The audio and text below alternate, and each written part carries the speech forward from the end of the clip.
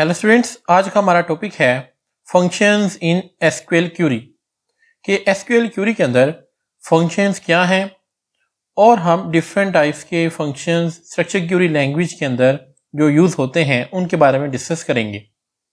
Functions are use to manipulate data item. फंक्शंस को हम डाटा को मैनिपुलेट करने के लिए इस्तेमाल करते हैं। दे accept one or more arguments and return one value. कि हम फंक्शंस को कुछ आर्गूमेंट्स देते हैं और उसके नतीजे में फंक्शन हमें कोई रिजल्ट वैल्यू की शक्ल में प्रोवाइड करता है।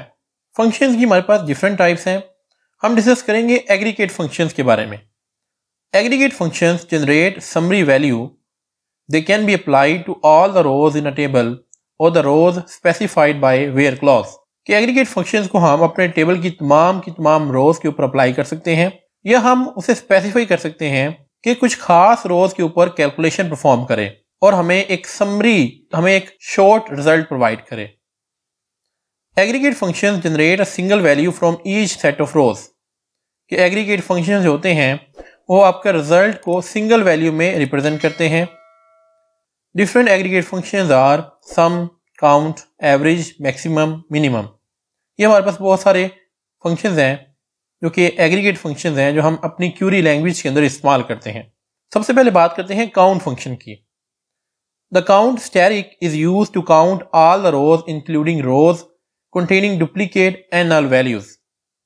कि ये जो आपके पास काउंट फंक्शन है ये हम अपने टेबल की रोज को कैलकुलेट करने के लिए इस्तेमाल करते हैं। लेट्स सपोज आपके पास ये एक स्टूडेंट्स का टेबल है। अब आप चेक करना चाहते हैं कि आपके इस टेबल के अंदर कितनी रोज हैं, तो उसके लिए आप ये काउंट स्टैटिक फंक्शन को इस्तेमाल कर सकते हैं। इसकी क्यूरी आप कुछ इस तरह से लिखेंगे। इसमें हमने लिखा है सिलेक्ट काउंट स्टैटिक के तमाम रोज को काउंट करो फ्रॉम स्टूडेंट्स के टेबल में से where clause is equal to ICS। अब यहाँ पर हमने वेयर क्लॉज लगा दी है, यानी ये हमारे टेबल की तमाम रोज को कैलकुलेट नहीं करेगा बल्कि ये सिर्फ उन रोज को कैलकुलेट करेगा जहां पर मेरी जो क्लास है वो ICS है। तो हमारे पास अगर इस टेबल में देखें ये 3 रोज ऐसी हैं जिसके अंदर जो क्लास है वो ICS है, तो आपको ये जो क्यूरी है ये 3 रिजल्ट प्रोवाइड करेगी। ये बताएगी कि आपके पास आपके टेबल के अंदर 3 रोज ऐसी हैं जिसकी जो क्लास है वो ICS है। ये था हमारे पास काउंट विद स्टैटिक। नेक्स्ट बात करते हैं काउंट कॉलम नेम। अगर आप किसी खास कॉलम को काउंट करना चाहते हैं तो आप ये भी कर सकते हैं। The count column name is used to count the values in the column specified excluding any null values। कि जब आपने किसी कॉलम के अंदर वैल्यूज कैलकुलेट करनी हो और आप उसमें चाहते हैं कि उसमें नल वैल्यूज ना आए तो उसके लिए आप काउंट और ब्रैकेट के अंदर आप उस कॉलम का नेम लिखते हैं। फॉर एग्जाम्पल आपके पास ये स्टूडेंट्स का टेबल है। इसकी क्यूरी कुछ यूँ होगी कि सिलेक्ट काउंट क्लास। आपने इस ये क्लास वाले कॉलम को काउंट करना है फ्रॉम स्टूडेंट्स टेबल में से। तो इसका रिजल्ट हमारे पास आएगा 5, क्योंकि इस क्लास वाले कॉलम के अंदर 5 आपके पास वैल्यूज हैं तो आपके पास यहाँ पर 5 इसका रिजल्ट आएगा। नेक्स्ट हमारे पास है काउंट डिस्टिंक्ट कॉलम नेम। अगर आप चाहते हैं कि कॉलम के अंदर जो यूनिक वैल्यूज हैं उनको कैलकुलेट करना चाहते हैं, अगर आप इस टेबल के अंदर देखें तो यहाँ पर ये जो FS ये 2 दफ़ा रिपीट हो रहा है, ये ICS 3 दफ़ा रिपीट हो रहा है, तो इस तरह से ये 5 बना था। लेकिन अगर आप चाहते हैं कि ये यूनिकली यहाँ पे काउंट करे, अगर ये 2 दफ़ा है 1 दफ़ा इसको काउंट करे, ICS को भी 1 दफ़ा काउंट करे, तो उसके लिए आप ये डिस्टिंक्ट का कीवर्ड इस्तेमाल कर सकते हैं। The count distinct column name is use to count all the rows excluding row containing duplicate and null values. इसमें जो आपके पास डुप्लीकेट रोज हैं वो एलिमिनेट हो जाती हैं। यानी कि इसकी क्यूरी कुछ यूँ होगी कि सिलेक्ट काउंट ब्रैकेट के अंदर डिस्टिंक्ट क्लास, ये क्लास की वैल्यूज डिस्टिंक्ट होनी चाहिए, यूनिक होनी चाहिए फ्रॉम एम्प्लॉय के टेबल में से। यानी कि आपके पास इस क्यूरी का रिजल्ट आएगा 2 कि आपके पास यहाँ पर 2 यूनिक वैल्यूज हैं, एक FSC और एक ICS। तो ये हमारे पास है काउंट फंक्शन। नेक्स्ट बात करते हैं एवरेज फंक्शन की। The average function returns the average of all values of expression. ये फंक्शन हम तब इस्तेमाल करते हैं जब आपने अपनी वैल्यूज की एवरेज कैलकुलेट करनी हो। Average function can be used with numeric column only and will automatically ignore the null values। कि एवरेज फंक्शन को आप सिर्फ और सिर्फ उस कॉलम के ऊपर अप्लाई कर सकते हैं जिसकी जो वैल्यूज हैं वो न्यूमेरिक हों, और अगर उस कॉलम के अंदर कहीं पे नल वैल्यू आती है तो वो ऑटोमेटिकली उसको इग्नोर कर देगा।